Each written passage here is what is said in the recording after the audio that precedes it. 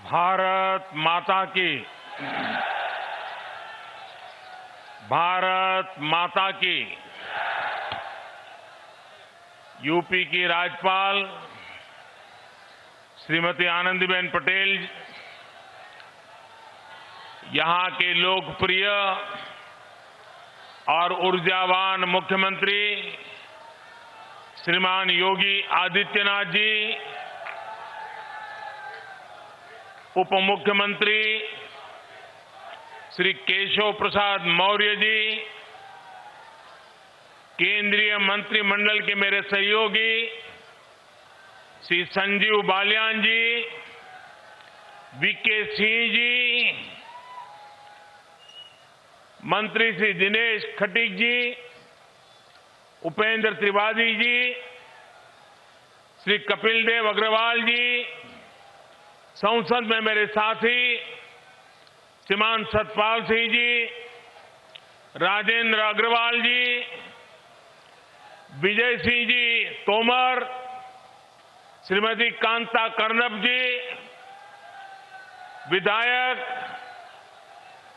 भाई सोमेंद्र तोमर जी, संगीत सोम जी,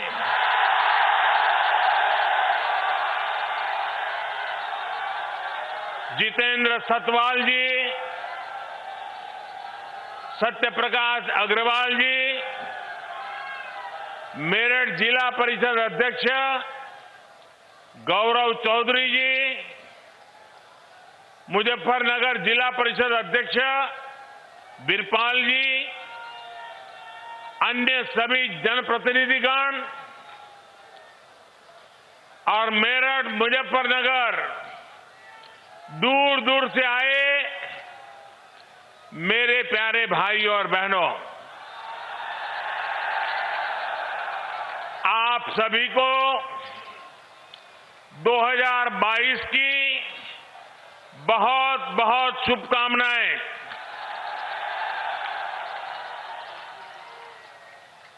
साल की शुरुआत में मेरठ आना अपने आप में मेरे लिए बहुत अहम है। भारत के इतिहास में मेरठ का स्थान सिर्फ एक शहर का नहीं है, बल्कि मेरठ हमारी संस्कृति, हमारे सामर्थ्य का भी महत्वपूर्ण केंद्र है। रामायण और महाभारत काल से लेकर जैन तीर्थंकरों और पंच प्यारों में से एक भाई धर्म सिंह तक मेरठ ने देश की आस्था को ऊर्जावान किया है।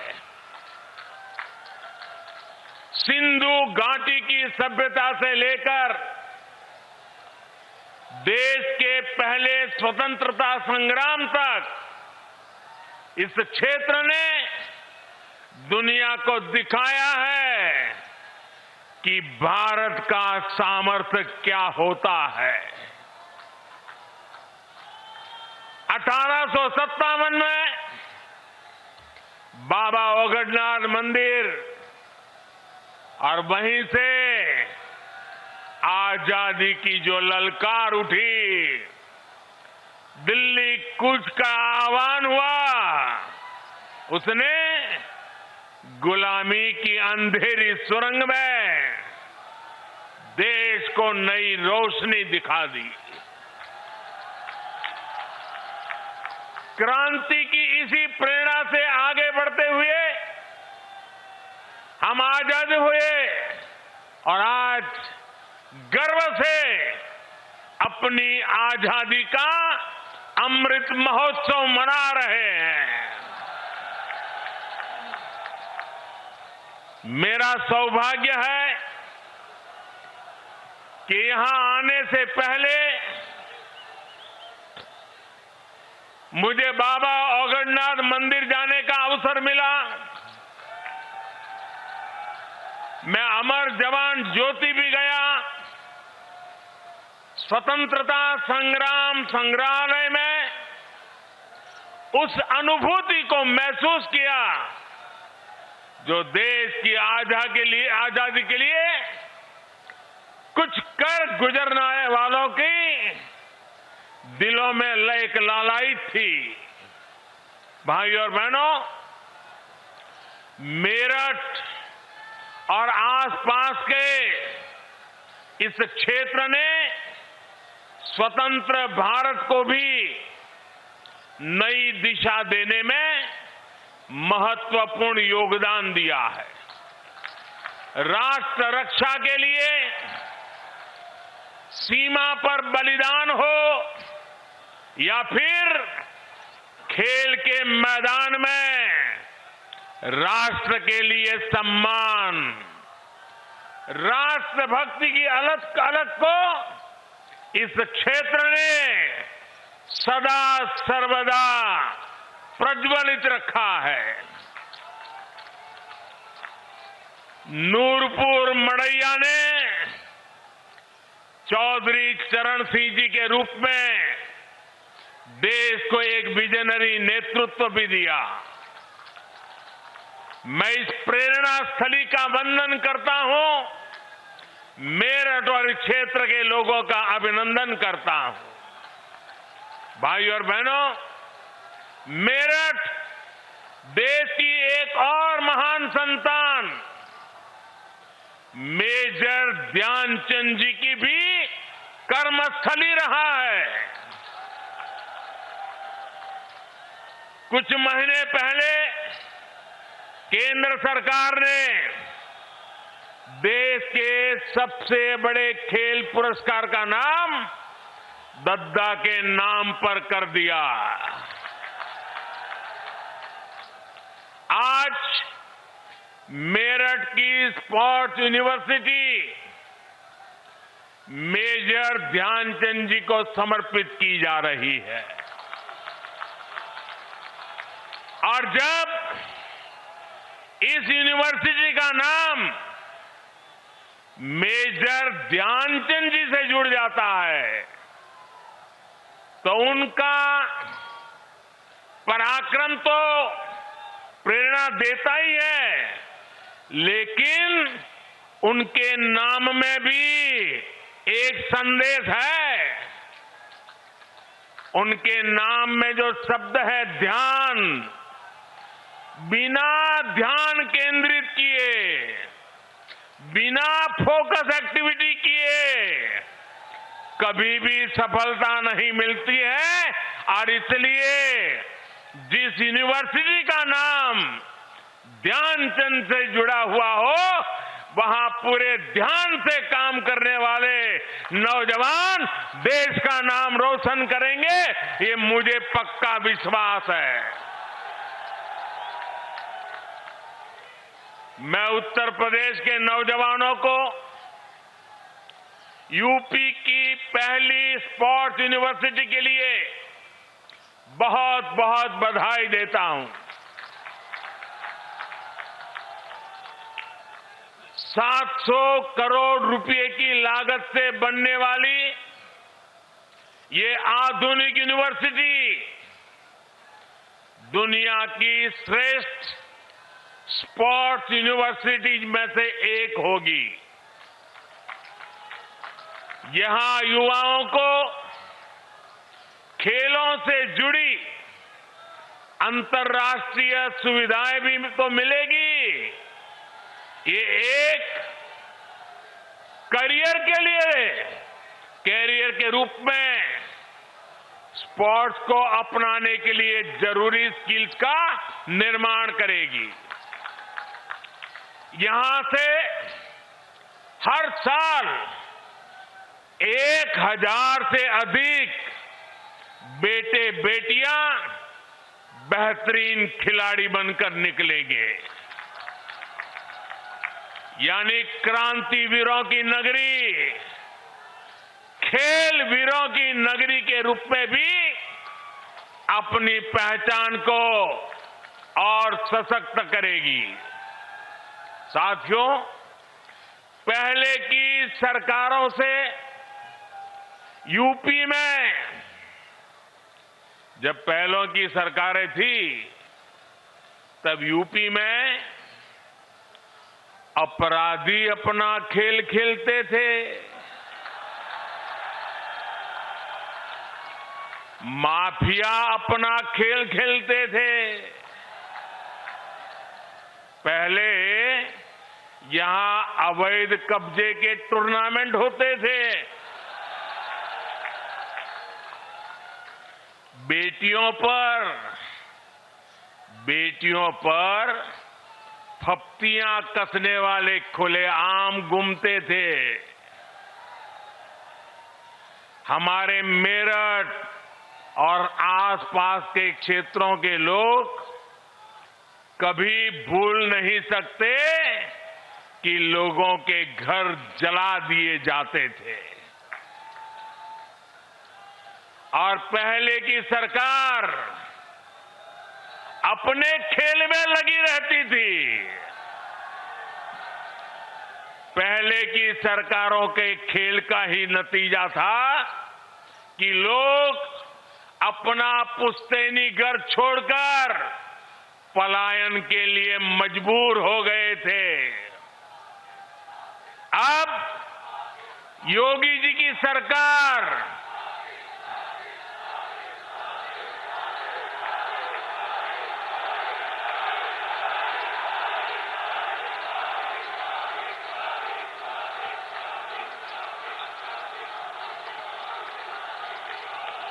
पहले क्या क्या खेल खेले जाते थे, अब योगी जी की सरकार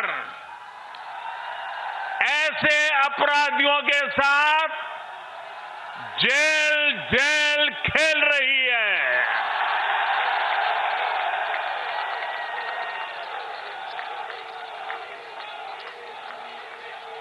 5 साल पहले इसी मेरठ की बेटियां शाम होने के बाद अपने घर से निकलने से डरती थी। आज मेरठ की बेटियां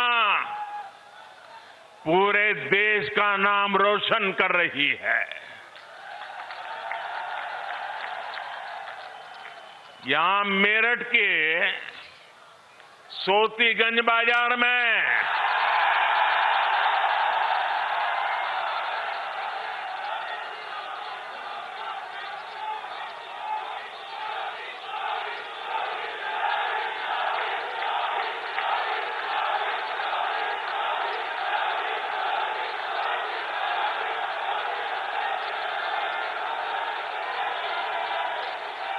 साथियों, ये सोतीगंज बाजार में गाड़ियों के साथ होने वाले खेल का भी अब द एंड हो रहा है।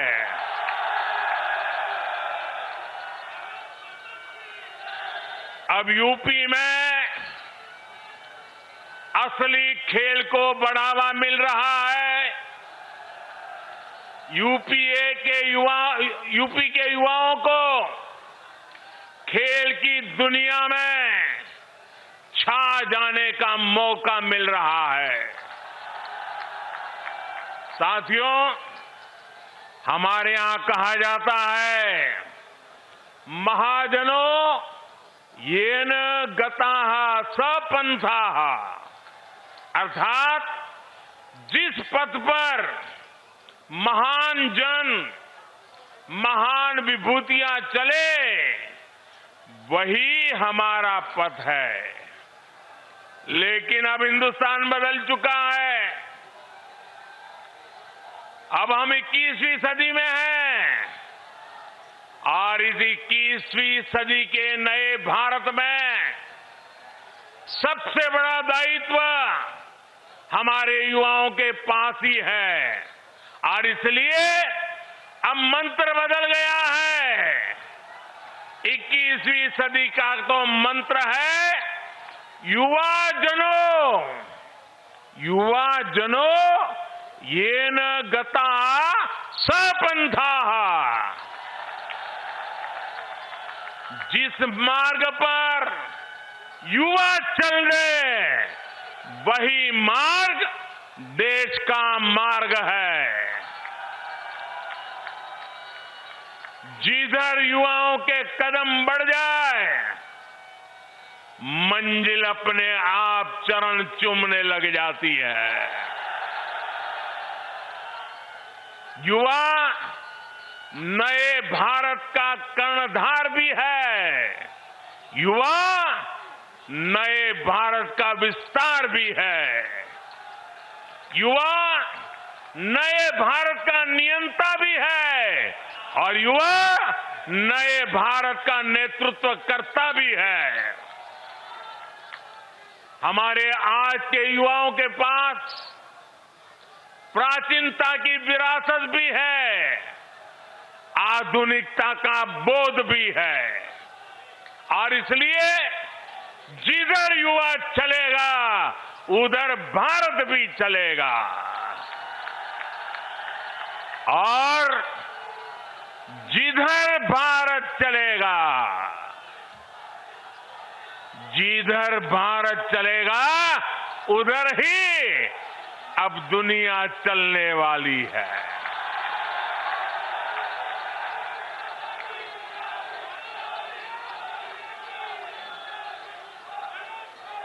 आज हम देखें तो साइंस से लेकर साहित्य तक, स्टार्टअप से लेकर स्पोर्ट्स तक, हर तरफ भारत के युवा ही छाए हुए हैं। भाइयों और बहनों, खेल की दुनिया में आने वाले हमारे युवा पहले भी सामर्थ्यवान थे। उनकी मेहनत में पहले भी कोई कमी नहीं थी। हमारे देश में खेल संस्कृति भी बहुत समृद्ध रही है। हमारे गांवों में हर उत्सव, हर त्योहार में खेल एक अहम हिस्सा रहता है। मेरठ में होने वाले दंगल और उसमें जो घी के पीपे और लड्डुओं की जीत का पुरस्कार मिलता है, उस स्वाद के लिए किसका मन मैदान में उतरने के लिए ना हो। लेकिन ये भी सही है कि पहले की सरकार की नीतियों की वजह से खेल और खिलाड़ियों को उनकी तरफ देखने का नजरिया बहुत अलग रहा। पहले शहरों में जब कोई युवा अपनी एक पहचान, अगर वो अपनी पहचान एक खिलाड़ी के रूप में बताता था, अगर वो कहता था कि मैं खिलाड़ी हूं, मैं फलाना खेल खेलता हूं, मैं उस खेल में आगे बढ़ा हूं, तो सामने वाले क्या पूछते थे मालूम है? सामने वाले पूछते थे, अरे बेटे खेलते हो ये तो ठीक है, लेकिन काम क्या करते हो?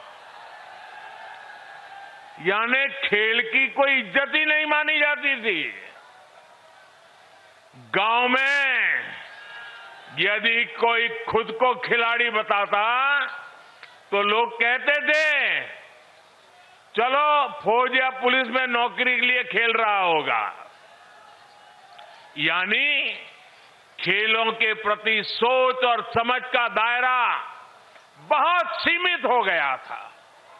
पहले की सरकारों ने युवाओं के इस सामर्थ्य को महत्व नहीं दिया।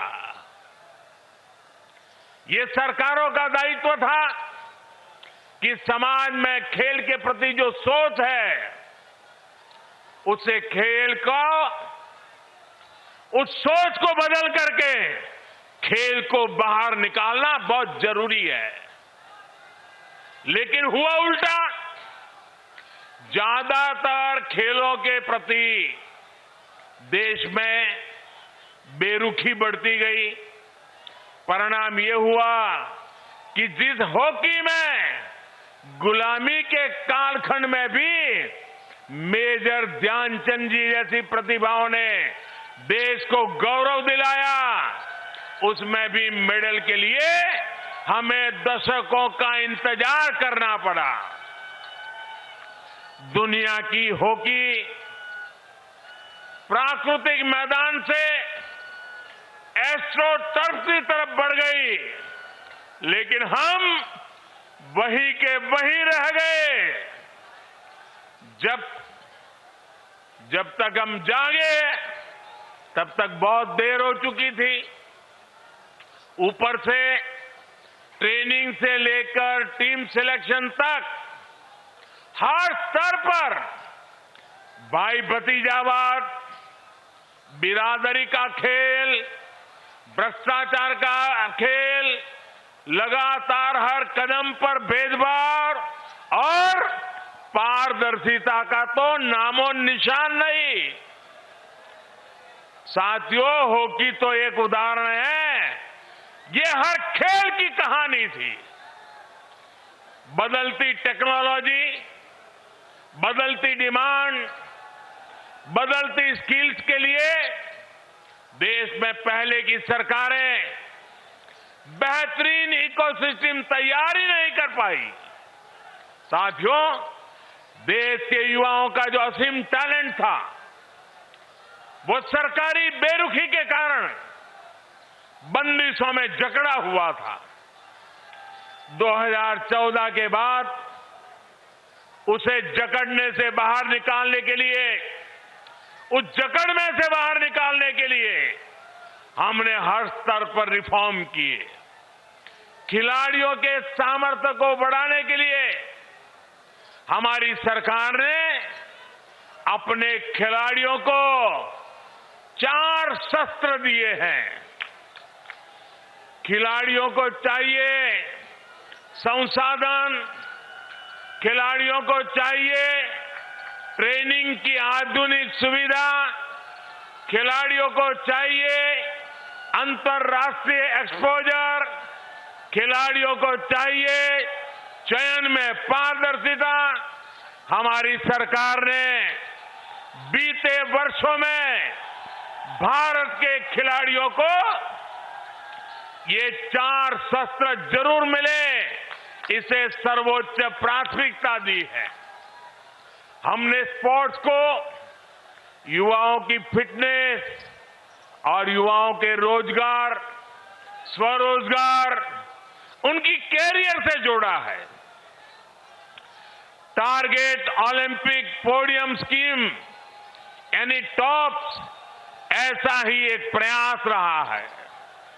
आज सरकार देश के शीर्ष खिलाड़ियों को उनके खाने पीने, फिटनेस से लेकर ट्रेनिंग तक लाखों करोड़ों रुपयों की मदद दे रही है। खेलो इंडिया अभियान के माध्यम से आज बहुत कम उम्र में ही देश के कोने कोने में टैलेंट की पहचान की जा रही है। ऐसे खिलाड़ियों को इंटरनेशनल लेवल का एथलीट बनाने के लिए उनकी हर संभव मदद की जा रही है। इन्हीं प्रयासों की वजह से आज जब भारत का खिलाड़ी अंतर्राष्ट्रीय मैदान पर उतरता है तो फिर उसका प्रदर्शन दुनिया भी सराहती है, देखती है। पिछले साल हमने ओलंपिक में देखा, हमने पैरा ओलंपिक में देखा, जो इतिहास में पहले कभी नहीं हुआ, वो पिछले ओलंपिक में मेरे देश के वीर बेटे बेटियों ने करके दिखाया। मेडल की ऐसी जड़ी लगा दी कि पूरा देश कह उठा, एक स्वर से देश बोल उठा, खेल के मैदान में भारत का उदय हो गया है।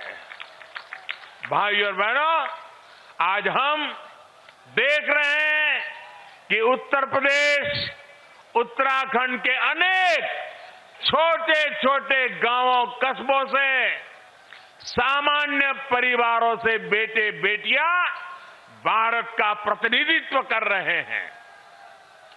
ऐसे खेलों में भी हमारी बेटे बेटियां आगे आ रही हैं, जिनमें पहले संसाधन संपन्न परिवार के युवा ही हिस्सा ले पाते थे।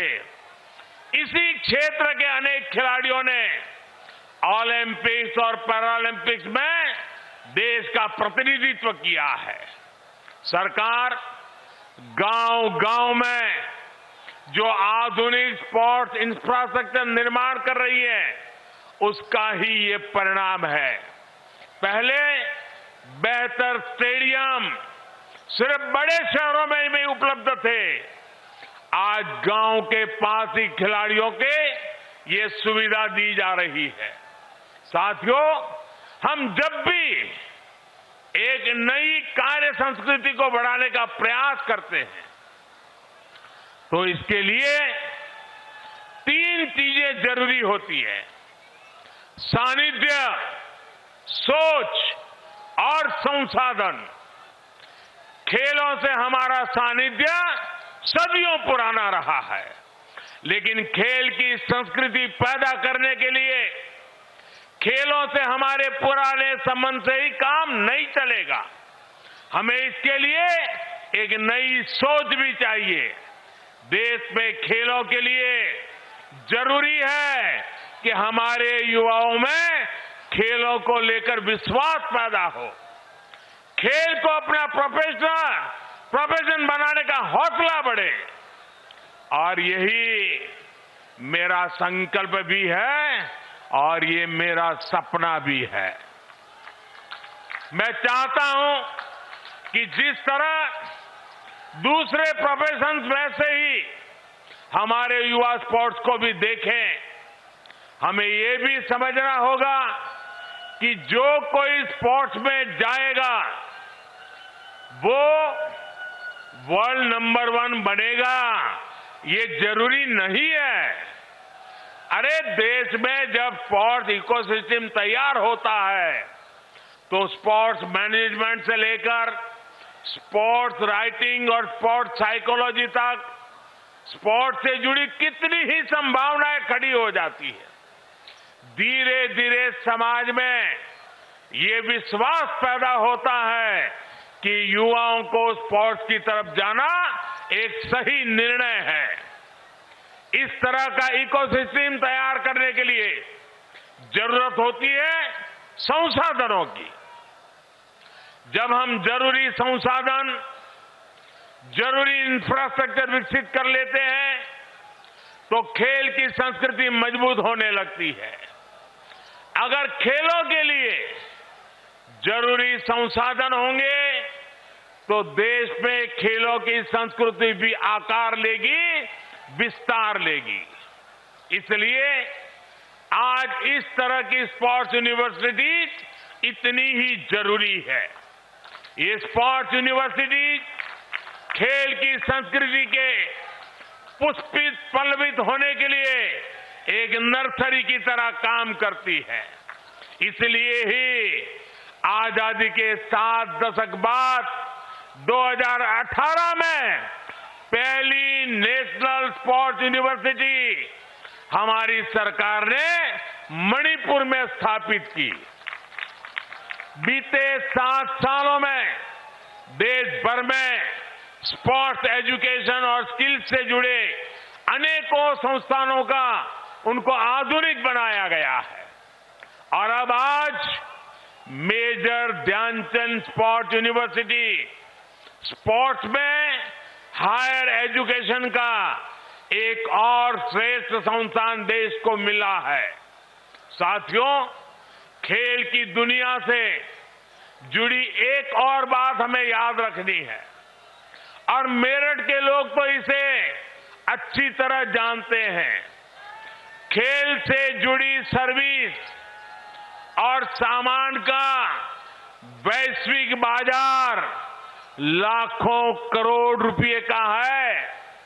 यहां मेरठ से ही अभी 100 से अधिक देशों को स्पोर्ट्स का सामान निर्यात होता है। मेरठ लोकल के लिए वोकल तो है ही, लोकल को ग्लोबल भी बना रहा है।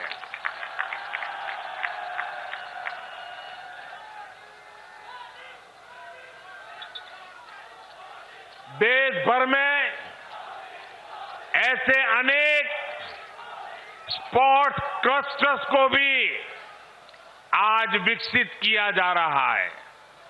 मकसद यही है कि देश स्पोर्ट्स के सामान और उपकरणों की मैन्युफैक्चरिंग में भी आत्मनिर्भर बन सके। अब जो नई नेशनल एजुकेशन पॉलिसी लागू हो रही है, उसमें भी खेल को प्राथमिकता दी गई है। स्पोर्ट्स को अब उसी श्रेणी में रखा गया है जैसे साइंस, कॉमर्स, मैथमेटिक्स, ज्योग्राफी या दूसरी पढ़ाई हो।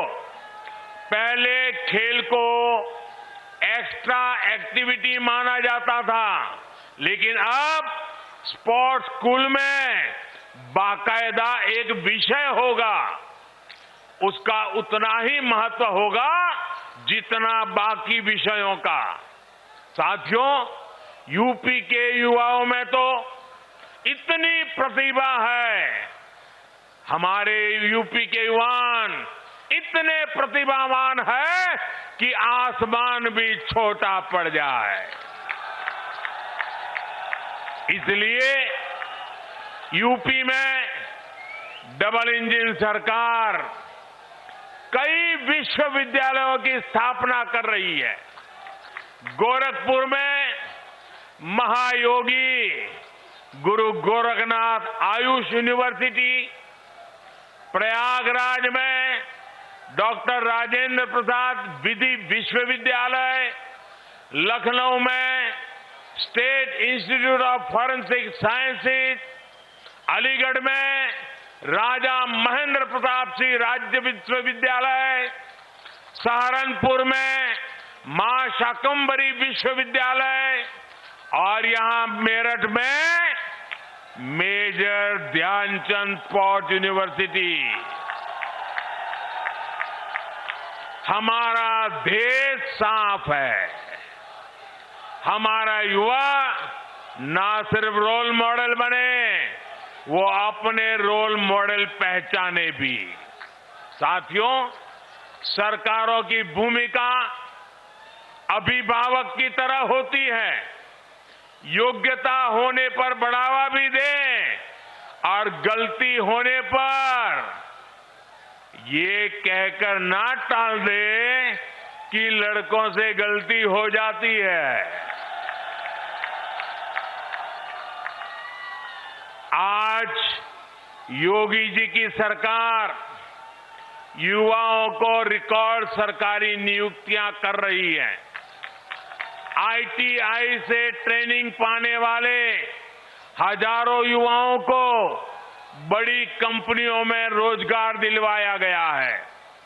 नेशनल अप्रेंटिसशिप योजना हो या प्रधानमंत्री कौशल विकास योजना, लाखों युवाओं को इसका लाभ दिया गया है। अटल जी की जयंती पर यूपी सरकार ने विद्यार्थियों को टैबलेट और स्मार्टफोन देने का भी अभियान शुरू किया है। साथियों, केंद्र सरकार की एक और योजना के बारे में भी यूपी के नौजवानों को जानना बहुत जरूरी है। ये योजना है स्वामित्व योजना। इस योजना के तहत केंद्र सरकार गांवों में रहने वाले लोगों को उनकी प्रॉपर्टी के मालिकाना हक से उससे जुड़े जो कागज है गरौनी देने का काम हो रहा है। गरौनी मिलने पर गांव के युवाओं को अपना काम धंधा शुरू करने के लिए बैंकों से आसानी से मदद मिल पाएगी। ये गरौनी गरीब, दलित, वंचित, पीड़ित, पिछड़े सभी समाज के हर वर्ग को अपने घर पर अवैध कब्जे की चिंता से भी मुक्ति दिलाएगी। मुझे खुशी है कि स्वामित्व योजना को योगी जी की सरकार बहुत तेजी से आगे बढ़ा रही है। यूपी के 75 जिलों में 23 लाख से अधिक गरौनी दी जा चुकी है। चुनाव के बाद योगी जी की सरकार इसी अभियान को और तेज करेगी। भाइयों और बहनों, इस क्षेत्र के ज्यादातर युवा ग्रामीण इलाकों में रहते हैं। ग्रामीण अर्थव्यवस्था को मजबूत बनाने के लिए हमारी सरकार निरंतर काम कर रही है। प्रधानमंत्री किसान सम्मान निधि के माध्यम से कल ही यूपी के लाखों किसानों के बैंक खातों में करोड़ों रुपए ट्रांसफर किए गए हैं। इसका बहुत बड़ा लाभ इस क्षेत्र के छोटे किसानों को भी हो रहा है।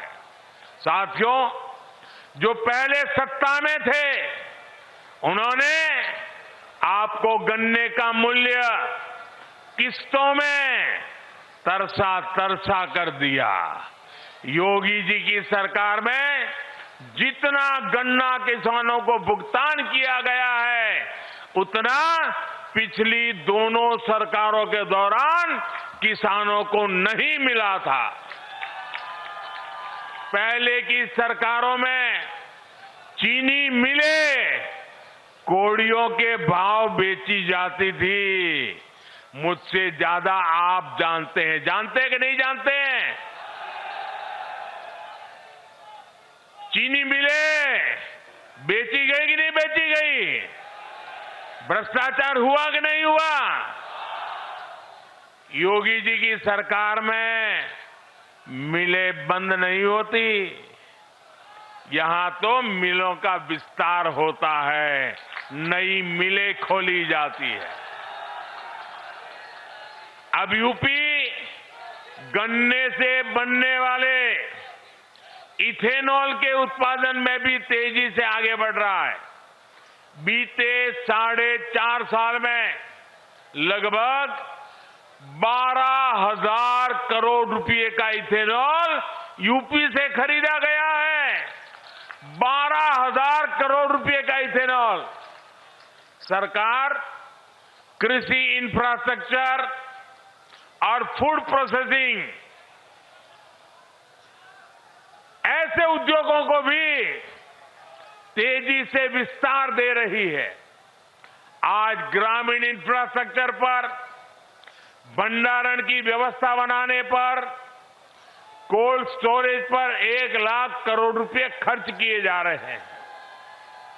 भाइयों बहनों, डबल इंजन की सरकार युवाओं के सामर्थ्य के साथ ही इस क्षेत्र के सामर्थ्य को भी बढ़ाने के लिए काम कर रही है।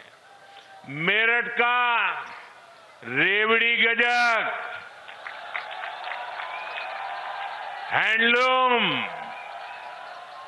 ब्रास बैंड, आभूषण, ऐसे कारोबार यहां की शान है।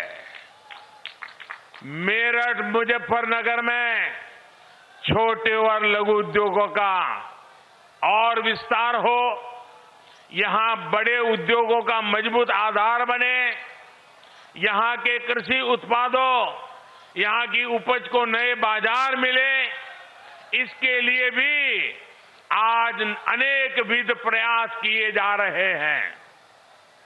इसलिए इस क्षेत्र को देश का सबसे आधुनिक और सबसे कनेक्टेड रीजन बनाने के लिए काम हो रहा है। दिल्ली मेरठ एक्सप्रेसवे की वजह से दिल्ली अब 1 घंटे की दूरी पर रह गई है। अभी कुछ दिन पहले ही जो गंगा एक्सप्रेसवे का काम शुरू हुआ है, वो भी मेरठ से ही शुरू होगा। ये मेरठ की कनेक्टिविटी यूपी के दूसरे शहरों से और संबंधों को, व्यवहार को आसान बनाने में काम करेगी। देश का पहला regional rapid rail transit system भी मेरठ को राजधानी से जोड़ रहा है। मेरठ देश का पहला ऐसा शहर होगा जहां मेट्रो और हाई स्पीड रैपिड रेल एक साथ दौड़ेगी।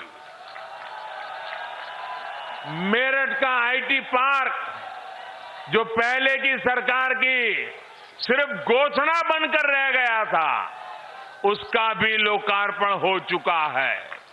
साथियों, यही double benefit, double speed, double engine की सरकार की पहचान है। इस पहचान को और सशक्त करना है।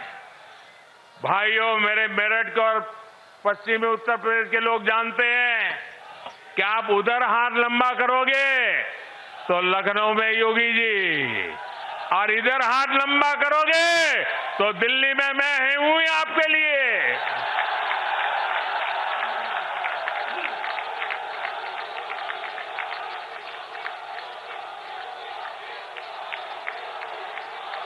विकास की गति को और बढ़ाना है।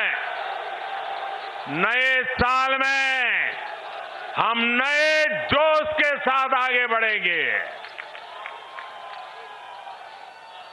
मेरे नौजवान साथियों, आज पूरा हिंदुस्तान मेरठ की ताकत दे रहा है, पश्चिमी उत्तर प्रदेश की ताकत देख रहा है, नौजवानों की ताकत देख रहा है।